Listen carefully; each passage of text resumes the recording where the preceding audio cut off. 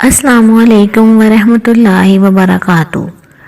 آپ دیکھ رہے ہیں افواہ یوٹیوب آفیشیل، جس پر میں لائی ہوں آپ سب کے لیے افواہ کے زیر اہتمام جاری کردہ تحریری مقابلے میں شامل اپنا افسانچہ اور اس کا وائس اوور۔ لیکن ذرا اس سے قبل آپ سب سے التماس ہے کہ چینل کو سبسکرائب کریں اور بیل آئیکن کو بھی ٹچ کریں۔ شکریہ۔ افسانے کا عنوان ہے پیام رمضان، تحریر اقصی حجاز، وائس اوور اقصی حجاز۔ پیام رمضان۔ رمضان کی آمد ہر مسلمان کے لیے باعث خوشی ہے۔ ہمیں اللہ تعالیٰ کا شکر ادا کرنا چاہیے۔ اتنے گناہ گار ہونے کے باوجود اللہ تعالیٰ نے ہمیں پھر سے موقع دیا ہے کہ ہم اس ماہ رمضان میں اللہ تعالیٰ کی دی گئی رحمتوں اور نعمتوں سے فیض یاب ہوں۔ سندس کا اپنے سسرال میں پہلا رمضان تھا۔ اپنے والدین کے گھر کی یاد آنا فطری تھا۔ سندس کو اس کی ساس نے رات کو ہی لوازمات کا مینیو پکڑا دیا تھا جو اس نے صبح سحری میں تیار کرنے تھے۔ سندس نے 1 بجے کا الارم لگایا اور سو گئی۔ صبح سحری تیار کی، سب نے ماشاءاللہ پہلا روزہ رکھ لیا تھا۔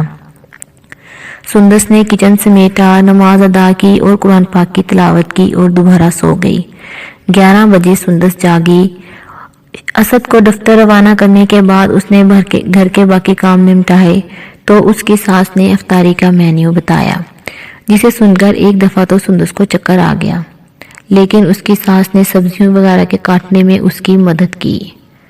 سندس نے افطاری کی تیاری کے دوران ہی نماز ادا کی۔ ست شکر ٹائم سے 3-4 منٹ پہلے افطاری بھی تیار کر لی۔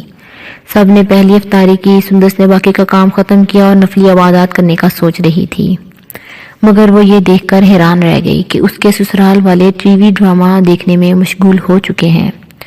انہوں نے سندس کو آواز دے کر افطاری میں بچنے والا کھانے پینے کا سامان لانے کو بولا۔ سندس پریشان ہو گئی کیونکہ سندس نے وہ سامان باہر بیٹھی غریب عورت کو دے دیا تھا۔ اس نے جب یہ بات سب کو بتائی تو انہوں نے سندس کو بہت ڈانٹا اور کہا کہ یہ تمہارے والدین کا گھر نہیں ہے کہ تم یہاں اس طرح کی شاہ خرچیاں کرتی رہو۔ سندس کو اسد کے ساتھ کی امید تھی، مگر اسد نے بھی اس بات پر برہمی کا اظہار کیا اور کہا، ہم اتنی مشکل سے کما کے لاتے ہیں اور تم نے اٹھا کر ایک ڈھونگی عورت کو دے دیا جس کا کام ہی لوگوں کے گھر جا کر مانگنا ہے۔ سندس نے دکھی دل سے معذرت کی کہ دوبارہ ایسا نہیں ہوگا۔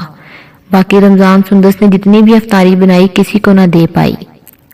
اس کے سسرال والے ساری رات سب کھانا کھاتے ہوئے ڈرامہ یا پھر فلم دیکھتے تھے۔ سندس نے 1-2 بار سمجھانے کی کوشش بھی کی، لیکن نکار خانے میں طوطی کی آواز کون سنتا ہے۔ سندس یہ سب حالات بدل نہ سکی، لیکن ان کو دیکھ کر اداس تھی اور اللہ تعالیٰ سے ہدایت کے لیے دعا کیا کرتی تھی۔ مگر یہ صرف سندس کے گھر کا ہی معاملہ نہیں تھا، بلکہ گزشتہ سال ہمارے کافی گھرانوں میں رمضان ایسا ہی گزرا ہے۔ قرنطینہ میں لوگوں نے اپنا وقت بجائے عبادات میں لگانے کے سیدھی زور فلموں کو دیکھنے میں گزارا، جو مجھ سمیت ہم سب کے لیے بہت شرم کا باعث ہے۔